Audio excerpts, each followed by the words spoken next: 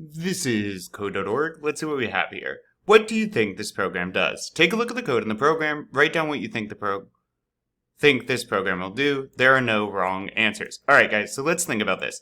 We have a painter, Celius, and Celius is instantiated here, so it's now Celius, our painter object, and then we instruct Celius to move forward 1, 2, 3, and then we turn left. Okay, so where are we going to start though?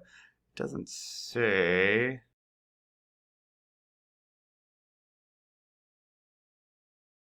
So the difficulty in this is not knowing where your painter starts. If our painter starts here, we would move 1, 2, 3.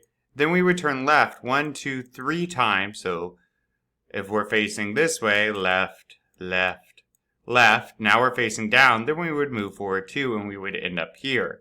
I think we're going to start in the top right. At least that's what we've seen before. So I'll just throw down notes. Painter.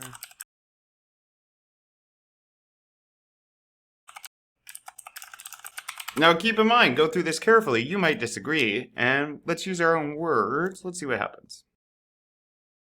Yeah, go Celius. But cool. Onward.